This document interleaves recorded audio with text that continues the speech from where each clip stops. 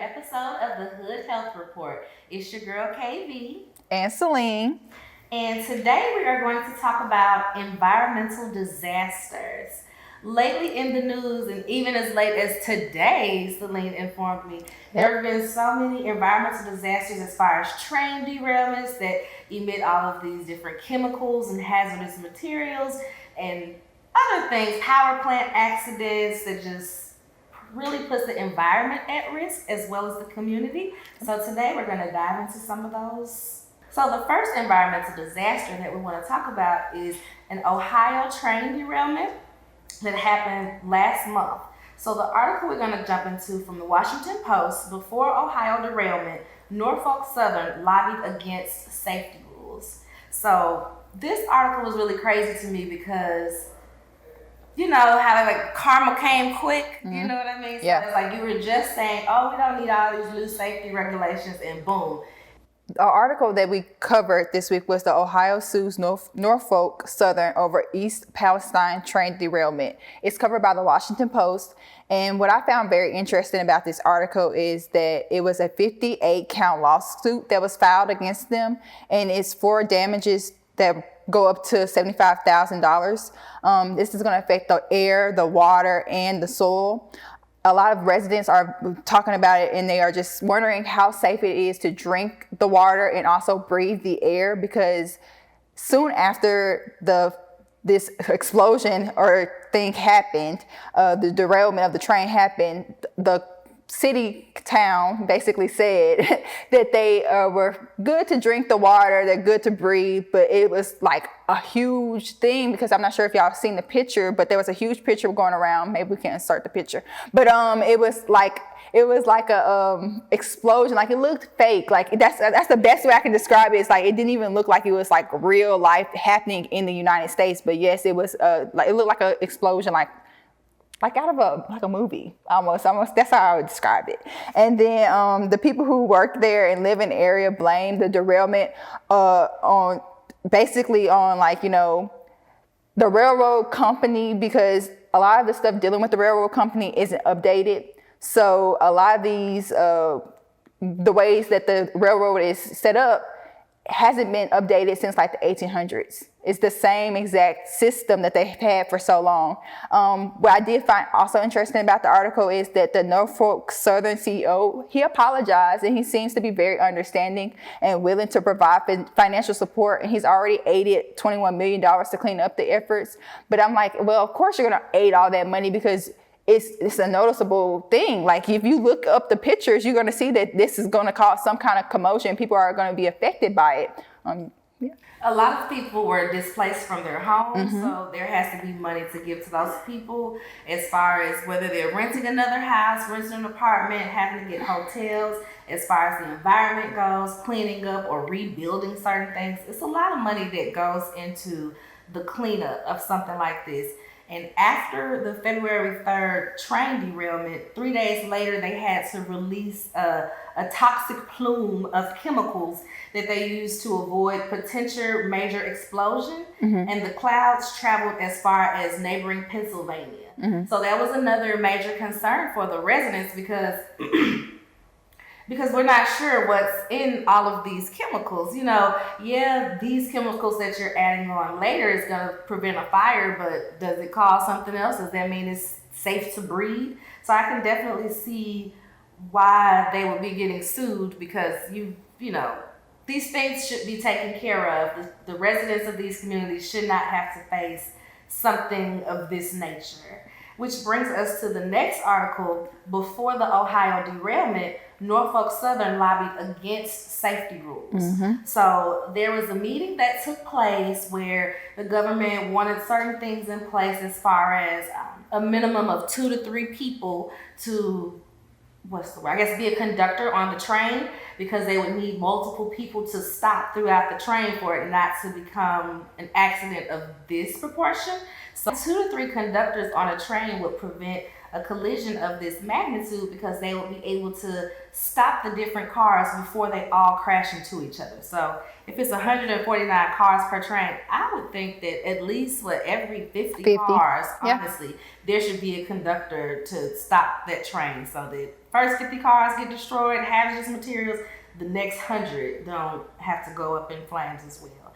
So crazy enough, of course, as with most things that we're dealing with these days, Obama administration had set forth a lot of regulations that put in these minimums and required some different safety regulations, such as auto stop brakes on the train rails. And the Trump administration rolled everything back and took everything back. So now the Biden administration is fighting to get all of these regulations and rules back into place. And this article was very critical of the industry, the railroad industry, because it talks itself to be, a safer alternative than, trucks on the highway emitting all these gases and things of that nature. But then if we have derailments of this magnitude as often as we're having them, I feel like we would rather just have the trucks on the road emitting, the poison that we're used to. Just saying. Yeah, but that's the truth of it. That's a very shocking number. Because I think they said they had many more trains, but they cut it all the way back to a few.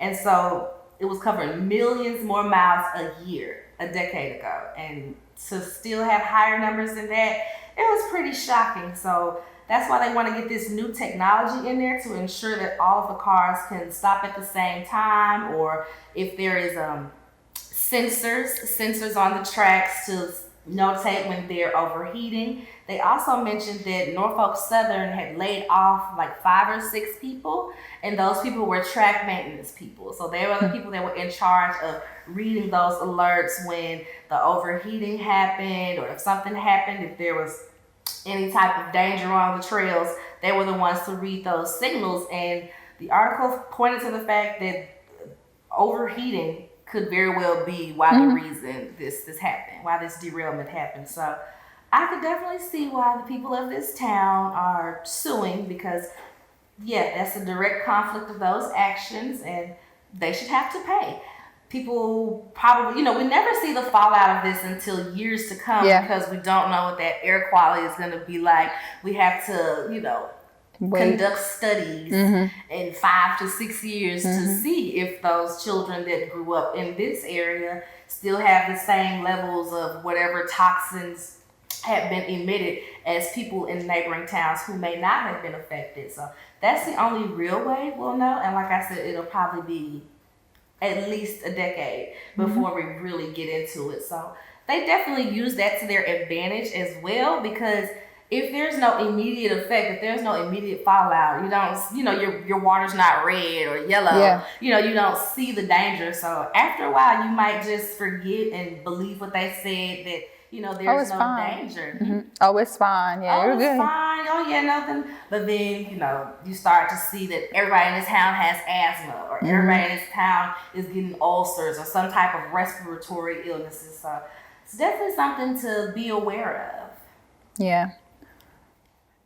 A lot of people are concerned about their health problems, about their animals, and then the property devaluation as well. So I did see that. The property devaluation is a major one, and they did say they saw animal deaths. Yeah, they have seen animal deaths. So that's something that is concerning them, because those are immediate things that are going to happen in the next couple of years, weeks, months. So I think that is something that is going to affect people, especially if you're in the area. And then they also said that's more of a small town. So it's not a major city, but at the same time, the town itself is going to see a whole bunch of, fallout from this derailment. Switching gears a bit, we're going to talk about the Montana mining town incident. Some people in this Montana mining town are worried about the dust. Additional studies indicate that potential problems such as elevated levels of metals, including aluminum and copper are in the area, and traces of arsenic and lead are in the ground, and they want more testing done. The recorded emissions meet the federal standards. However, the population levels exceed public health safety from the World Health Organization, also known as WHO. So the EPA's maximum annual average for the finest particles in this concentration are micrograms per cubic meter. And the WHO's limit is 5. So for EPA, they're saying 12 is the number, but WHO is saying 5. And with that big difference, it's allowing the Montana mining companies to be able to pass through the federal government and say that their standards are below what they should be. However, these high levels being at 12 instead of being at 5 can cause a lot more copper and aluminum to be in the air, and also traces of arsenic and lead, and they're not even doing anything about it because they're saying that it's still underneath the federal standards. The manager for the environmental affairs for Montana Resources says that the company goes beyond what's required to mitigate dust. So basically, what's going on is the mining company is set up right outside of the town. However, since there is wind, the dust particles do travel to the town. So they get like a byproduct basically of, the dust being carried from place to place. And he's saying that they're doing everything they can to mitigate the dust from coming into the town. However, they don't feel like, the town doesn't feel like that's enough that's being done. They feel like there should be more being done to keep the levels from even reaching those levels that they are currently reaching.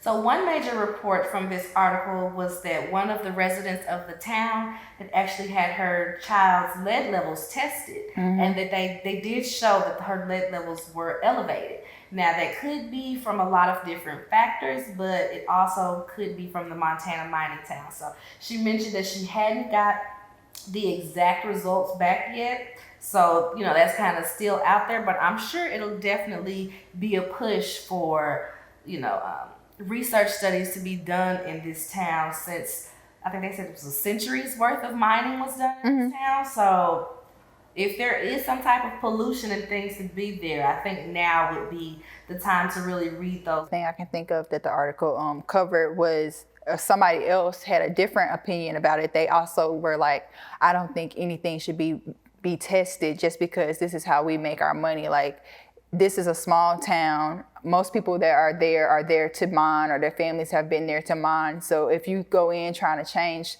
regulations as far as the federal standards and stuff of that nature, then you're going to be affecting people's livelihoods.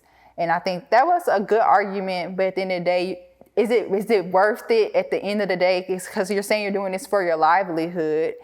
However, your livelihood is mostly affected by your health. So, and it can affect them in ways that's not, immediately evident. So they don't even understand the dangers that they might be in. But yeah, it did have that piece of this article where they mentioned that people take pride in their town and take pride in being this mining town because they produce as much as a third of the world's copper supply. So that's something to be proud of, but at what expense? Yeah, exactly. So you're known for this thing, and this is how your family can typically make their money and do well in the town. But is it affecting you health wise in a bad way? Yeah, the long run, the longevity of it. Yeah, like in the last article, it's a lot about the children, seeing how the children are taking in some of these chemicals, getting their levels tested, if they're suddenly developing asthma or other respiratory illnesses. These could be the reasons why. If they start to have like rashes or things of that nature from exposures, you just never really know what could happen. So it's like I said, it's one of those things you got to keep your eye on. And speaking of kids, this next article, kids want to put Montana on trial for unhealthy climate policies. So in this article, it mentions how the kids in the Montana town, they're worried about their future. There was a flood that happened that washed away a lot of the park, a lot of the bridges, it ravaged the roads, and their use of fossil fuels in the town, it puts the town at risk. And so Their lawsuit asserts that Montana, by fostering fossil fuel as its primary energy resource, is contributing to a deteriorating climate and violating the children's right to a clean and healthy environment guaranteed by the state's constitution. By doing so, the lawsuit alleges Montana is interfering with the children's health and safety and happiness. So they mentioned that some other kids in the towns, like there's this organization, Our Children's Trust, that goes forward and files these type of lawsuits. There hasn't been much luck in the past because they use the fact that there's no immediate danger or no immediate threat to their advantage. So if the kids can't immediately point to something and say, this creek has green slime because of the mining town and we're getting water from here, so there's no immediate thing that we can point to and say, this is our danger. They can skate around it or put it off for some time. So they've been back and forth with this lawsuit a bit, but it wasn't totally, what's the word, like pushed against? It wasn't totally dropped. Some of the cases could still be valid and tried in court, and I think it said June of this year. It'll be going to the Supreme Court to see about if they can really sue the town about their futures and the environment there. Anything to add? No, because you kind of hit on everything that I would have mentioned about it. The only other thing that I felt like was interesting was when they were filing the lawsuit, that they made sure they included the children, because this is a different, like the way they could go about it is, since it's affecting kids, it's totally different. So I know they're hoping if this goes well that they will be able to use the same kind of structure to file other lawsuits in other cities that also have things that are environmental dangers that are caused and that affect kids. So it'll be interesting once it goes to trial to see how far it goes, if they're able to do anything. The other thing that the article mentioned was that, like you said, not pushback, but they keep on saying that they need more time. So like they're able to push it off and get more time. So I think they started like earlier in 2021 and they haven't got much accomplished since 2023. And here's a direct quote, like what I just mentioned. Our Constitution does not require that dead fish float on the surface of our state's rivers and streams before its far-sighted environmental protections can be invoked. So, like I said, we shouldn't wait till the rivers are filled with slime or, the fish are dead. There's a spill that goes into the river. We shouldn't wait for these things to happen. We should work to prevent them from happening. Be proactive. Being proactive. So that's why the kids are suing this town, because they can foresee, what is to come for their environment. All right. This next article, cleanup of radioactive water leak ongoing at Minnesota nuclear plant. So if there was a potentially hazardous power plant leak in your community, would you want to know right away, or would you, want them to flesh out the risk first and then tell you? Y'all need to tell me today, right now. As soon as y'all find out, let me know. Yeah, some people feel that way. Some people feel that, let's not excite the public and get people all up in arms. Let's just wait to see what will happen. What are we waiting for? What are we waiting for? Something bad to happen. Yeah. That's exactly what I was about to get at. Are we waiting for the children to come out with 3 ears? Like, what exactly do they want to happen before they take these measures? So this nuclear plant leak included 400,000 gallons of radioactive liquid. And they say it didn't quite reach the Mississippi River, but the town that it got to was about 30 miles out from the Mississippi River. So, if you know anything about soil and dirt, it absorbs. So who's to say that this chemical spill didn't reach the river in some way? So Excel Energy is the company that runs the plant, and they claim that the leak had been fully contained. But the article later goes on to say that roughly 1/4 of the spill, But the article later goes on to say that roughly 1/4 of the spilled tritium has been recovered so far. So if it's only 1/4 that's been recovered, where's the rest of it? Where is the rest of it? Where is the rest of it? And like, I guess we should watch a video on this or something, because I'm like, how do you fully recover a spill? It's not like, Play-Doh where you can just pick it up and plop it in the back of a truck. Or a solid. It's not even a solid. This is liquid. Yeah, so that's one concern. Excel Energy is the company that runs this plant, and although they stated that the leak had been fully contained, it later goes on to say that roughly 1/4 of the spilled tritium has been recovered. So my first question is, where is the rest of it?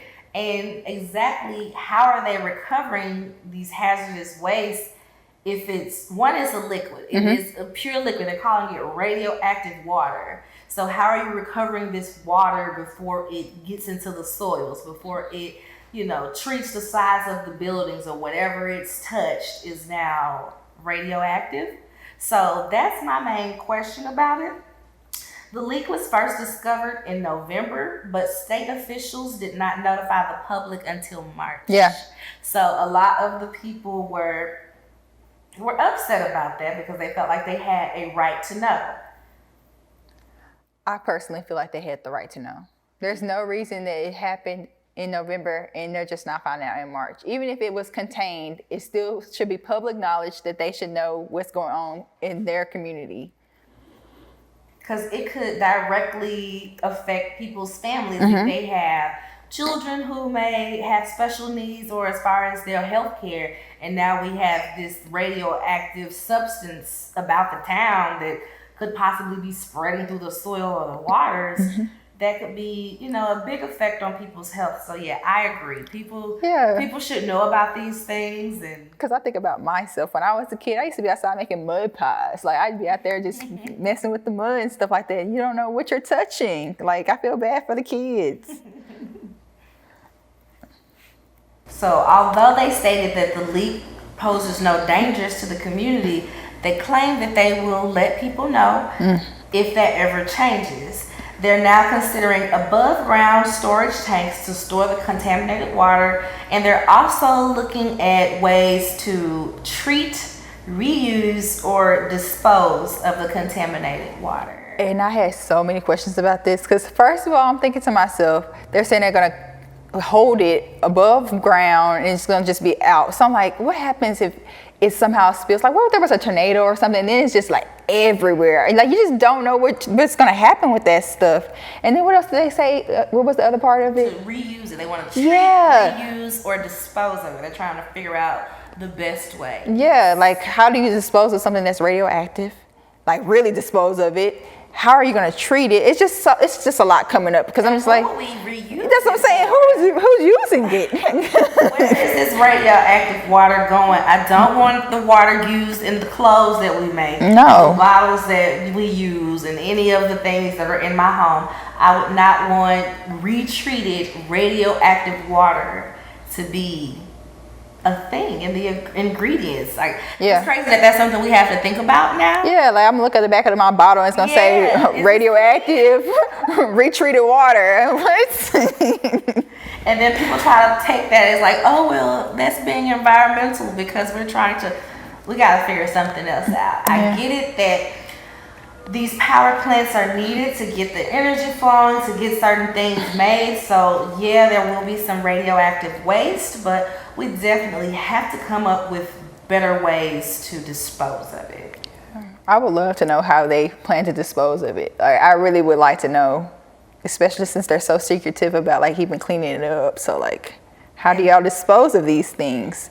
And generally, sadly enough, they usually just dump it in a body of water. Yeah. It's hidden off in the woods somewhere that nobody really goes through anymore. And, like I said, it just runs back into that same problem. Like, yeah, this might be a desert man-made lake, but if that soil gets radioactive and it spreads, then what? Now the trees are growing with radioactivity, and then, say for instance, some animals eat something off the tree. Now these animals are at your doorstep biting on you or something. You just never don't know. My mind runs with the Yeah. wildest scenarios, and in public health, that wildest scenario usually comes true. Yeah. So you just really never know. So yeah, it'll be interesting to see Very. what they come up with and if they actually disclose it to the public. Yeah. So, as far as nuclear disasters worldwide, 2 major accidents have had large amounts of radioactive material that were emitted. And the 2 that usually come to people's mind are, I don't want to butcher these names. Fukushima? Yeah, Fukushima, but what's the other one? Chernobyl. I knew that. I was listening to it earlier just so I could make sure I could say it correctly with my southern dialect. Okay, so the 2 major accidents that were a large amount of radioactive materials were emitted were Chernobyl in 1986 and then Fukushima in 2011. And they both, for the Chernobyl, did I say it right? Chernobyl? Yeah. Okay. So Chernobyl is considered the world's worst nuclear disaster.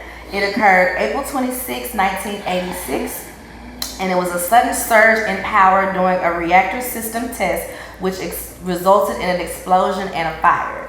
So the wild one about this one was the fact that they knew that this generator needed to be shut down. They knew that the reactor needed to be, what's the word? It needed routine maintenance. So the fact that they did this large, wide-scale test to see how much maintenance it needed, it just sounds like, I know hindsight is 2020, but it just sounds like a recipe for disaster. Mm-hmm. It's like, okay, I know my house needs rewiring, but let me go play with the breaker box and see, what all comes on. Like, no, you might blow your house up, and this is what happened in the incidents of Chernobyl. It was a massive amount of radiation that escaped and spread across the Western Soviet Union and Europe. As a result of the disaster, over 200,000 people were relocated from their homes. Mm-hmm. So the other major nuclear incident was Fukushima, and it was an earthquake and tsunami that struck the eastern part of Japan on March 11, 2011. And the nuclear power plant was hit, and when it did hit, it messed up the reactors in the building, and then from there the cooling system failed, and it had like hydrogen explosions happen. So when that happened, basically the plant was designed to withstand a certain amount of, I guess, energy being produced at that time, and what it was designed to handle, it wasn't able to withstand the new level that was caused from the tsunami and earthquake hitting the building. So the Fukushima disaster resulted in nearly 500,000 residents having to relocate or evacuate the area to not be harmed by the reactors. So it's just crazy to think about, we have all of these advancements and we have all of this technology, but at any time it could backfire and cause harm to our environments or our health altogether. So yeah, and this happened like in the last, a little bit over the last decade, but it's like it hits home more because this can happen and you just never would know. This is the wrap of this episode. I hope y'all enjoyed the environmental disasters that we talked about. There's currently still happening. There was one that happened today. We didn't even talk about that. But in Philadelphia, they're having to drink bottled water. So just be on the lookout and be safe, everyone. You can follow our page, The Hood Health Report. You can follow it on Instagram, Twitter, and YouTube. On YouTube, it's KVE Entertainment. KAYVEEENT is the channel, and you can just see the Hood Health Report playlist, so you can watch us on YouTube. And then Hood Health Pod on Twitter and Hood Health Report on Instagram and everywhere else. Make sure you like the pages, subscribe to the channel, comment, share, repost, all of the things. Ring the notification. Tell a friend, ring the bell, all of that. That's it for today. Bye-bye. Bye, y'all.